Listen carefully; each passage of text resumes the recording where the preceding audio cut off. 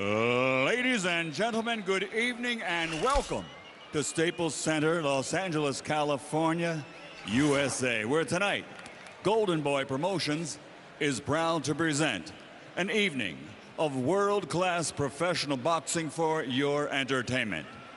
Sponsored by Mexico 2010, Tecate, Cerveza con Carácter, DeWalt Tools, guaranteed tough, AT&T Viva Mexico plan.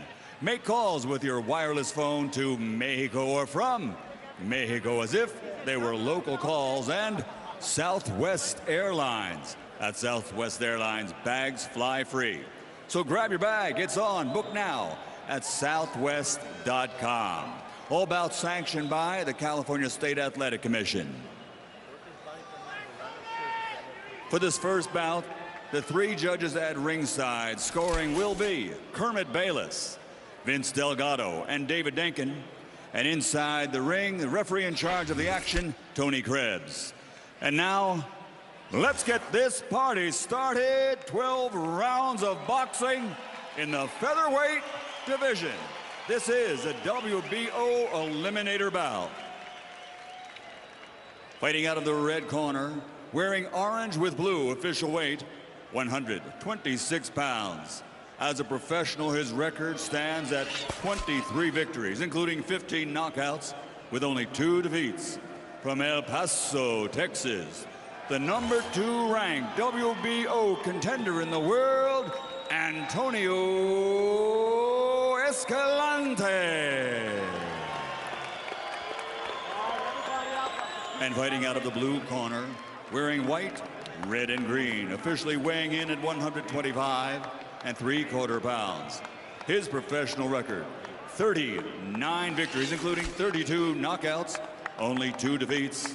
From Cuauhtémoc, Mexico, the #3 ranked WBO contender in the world and the former junior featherweight world champion, Daniel Ponce de León.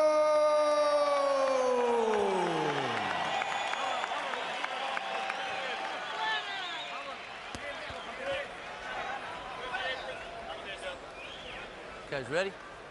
Okay, I want you to obey my commands and protect yourselves at all times. Touch gloves, go back and wait for the bell. Good luck. Jim, Thank you, Michael. all the following fights are fights of a kind of context with stories behind them and high stakes. This is expected to be all text, all what we see right in front of us. Antonio? The buzz around the knowledgeable fans in Los Angeles. This could be the fight of the night. And that, of course, you recognize the voice of HBO boxing analyst Larry Merchant, who will be with me here at ringside all night long. Things get underway here with a certain expectation at ringside for those who know what to expect from Escalante and Ponce de León. And Larry, we've seen Ponce de León very many times, and we've watched as he has struggled throughout his career to add boxing technique to his awesome physicality. They're all aggressive knockout fighters until they get knocked out, and then they try to figure out a way to do it a different way. He's a little bit more under control, trying to control his aggressiveness than he used to be. And Escalante might be the same. Both of them have been stopped by elite fighters. Ponce de León by Juan Manuel Lopez and Celestino Caballero by decision. Escalante defined himself in an all-out war against Jose Hernandez back in 2006. It was one of those non-stop, all-punishment affairs where both fighters had to be appreciated for their enormous effort, and from that moment forward, Escalante has said, that's the way I want to fight. I want to be the kind of entertaining fighter who packs houses, and he does in El Paso, where his last 4 fights have taken place. But in this round, he's gotten tagged a couple of times by the more powerful and longer-armed Ponce de León. Who's being very assertive and you know, trying to establish that this is his ring.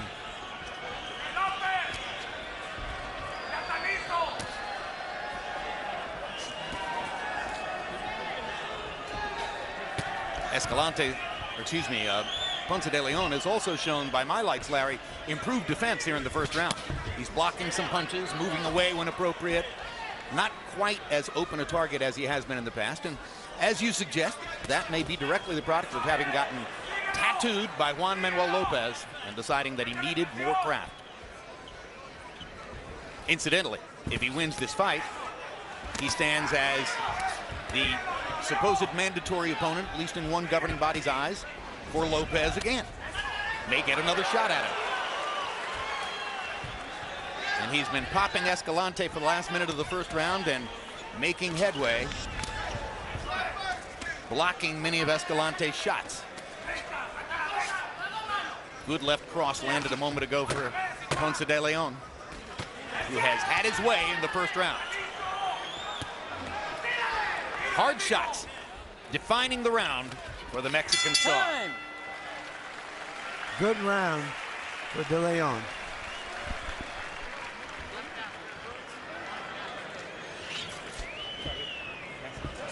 Relax, huh? All right.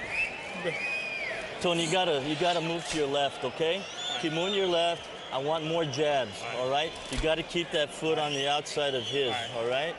Okay. Shoot that right hand. When he's coming in, go ahead and shoot the right hand right in the chest, all right? Okay. Here, hold that water. Tranquilo. Relax, relax. Agua. Water, what? Okay, mira. Tranquilito. Pero tiene las dos manos, Relax, but you know, you've got two hands. Use them. 10 seconds out. Here we go. Clear the ring. Presiónalo, pero mucha presión. Lots of pressure. Hang on, Daniel. CombiBox numbers in round one reflected Ponce de León's tremendous dominance. He landed 28 out of 83 thrown punches to only 5 of 43 for Antonio Escalante. And you heard Escalante's trainer between rounds saying, you've got to get your front foot outside of his front foot.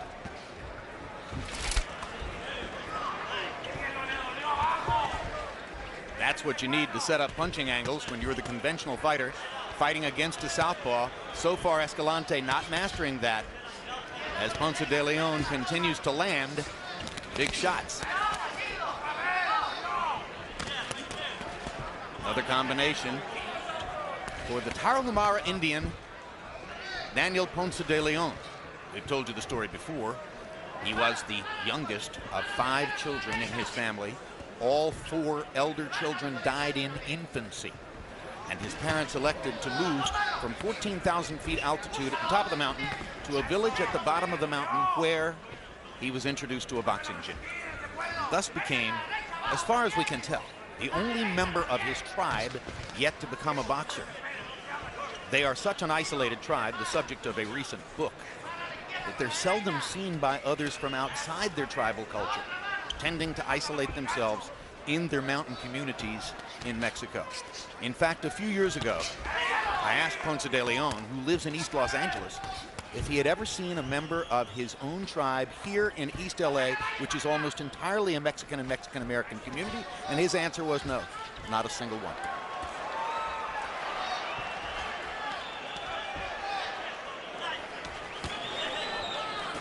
Escalante has stepped up the pressure in this round, trying to get more aggressive. Still has not been able to get past the long arms, the heavy punches, and the improving craft of Daniel Ponce de León. And that roundhouse left seemed momentarily to stun Escalante. Stop. Easy, easy, easy. Stop. Stop, stop, Danny. Stop. It's been a tough first couple of rounds for the Mexican